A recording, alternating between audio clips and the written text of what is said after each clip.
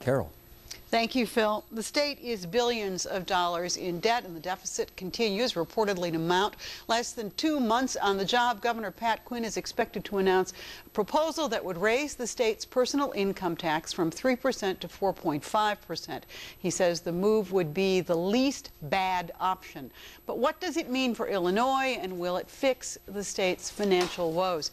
Here to talk to us about that, all of whom are heading to Springfield tonight or tomorrow, State Representative Will Burns of Chicago, State Senator Martin Sandoval of Cicero, Republican State Representative Michael Conley of Naperville, Republican State Senator Kirk Dillard of Hinsdale. Welcome all of you to Chicago tonight. Thank you. Just a very quick little sort of sampling, if I may, before we enlarge on it. Based on what you know right now, do you feel, Representative Burns, that there is merit in Governor Quinn's proposal to cut the taxes of people, family of four below $56,000, raise them for families of four above $56,000? I think there's some merit to fixing some of the inequalities in our tax system. As you know, our Constitution requires a flat income tax.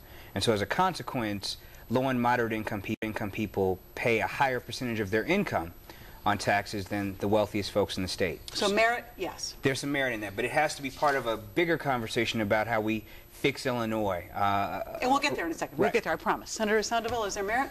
I think the merits have to be seen. Good concept, bad time. I think we need to put people back to work, and the way to do it is to create, reinvest in our infrastructure, roads, bridges, police stations, fire stations. So less merit than more merit? Less merit, let's get people back to work. Representative Conley, merit? Zero merit. To think I've got working families in my district that are making $60,000, are living paycheck to paycheck. They're paying their mortgage. They didn't get a bailout like AIG and others. So no, they don't feel as though they're more well off than others. All right, zero merit for you, Senator Dillard? A little bit of merit in raising what Governor Quinn's going to call the personal exemption. It hasn't been raised for a long time. 20 years.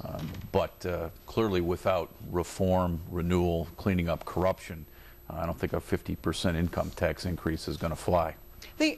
So let's talk about reform, because that's how Quinn pitches it, is that this is that we need a fairer tax system. It isn't that people shouldn't be taxed, but somehow it needs to be better balanced. Is he right? Do we stipulate here or not that we have a regressive and not particularly fair system right now? I mean, if you look at how we collect taxes in the state of Illinois, our over-reliance on property tax has a disproportionate impact on people who don't have the money, even though they may be property rich. And if you look at our income tax, which is described as flat, if you look at our sales tax, we have a very regressive tax system in totality in Illinois. So I think it's about time that we start taking a look at that. But we have to do it along with looking at some of the other problems we have in the state, which is corruption.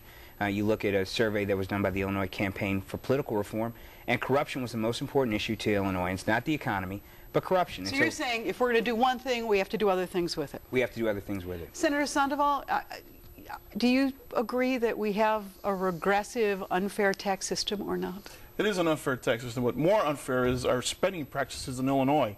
The General Assembly needs to tighten its tighten its purse strings. We spend too much. For too many years, this state has overspent themselves. They've used up all their visas, you know, and there isn't any more money. And to give Governor Quinn another visa on the backs of working people in Illinois, I think that's not the solution today. Reform, Representative Conley? Reform in all respects. We talked before the show tonight about procurement reform, ethics reform, budgetary reform. Some people don't really think transparency is that big of a deal, but I do think it's a big deal. I think it's part and parcel of how we get to finding the waste in government. I'm heartened to hear my Democratic colleagues making these comments because they sound very much like my neighbors in Naperville and Lisle. But reform, a lot of the discussion the last few days is it's revenue, revenue, revenue. And I've been in the General Assembly now 2 months, and Kirk and I and others on our caucus are talking about what about cost? What about efficiencies?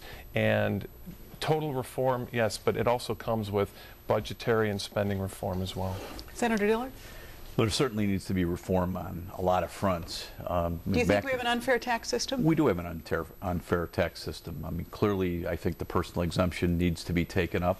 I think Governor Quinn ought to look at, if he wants to raise the income tax, taking off the sales tax. We have a gasoline tax, but take off the sales tax on gasoline. That's unfair to working people. We've got a lot of components of our tax system that hurt the middle class, and especially people who work for a living. But it's mighty hard just to come in and say, hey, I want to increase the income tax by 50% with no groundwork being laid out there. You know, for people in Illinois, we've just gone through the crucible of a governor being arrested and thrown out of office. And I think there was a general feeling that if there were major problems in the state, an awful lot of people, rightly or wrongly, laid it at his door. At some point now, you got a new governor who is trying to speak some language of reform. If Democrats and Republicans in this General Assembly can't put their arms around each other at some point, is it going to be the governor's fault again, or is it ultimately going to be what's wrong with this General Assembly? Well, Governor Quinn, first of all, let's give credit where it's due. He's in Springfield. He lives in the mansion. He's available for meetings. He met with our caucus and was very frank with us. So as an Illinoisan first, I'm happy that we have that as opposed to what was there in the past.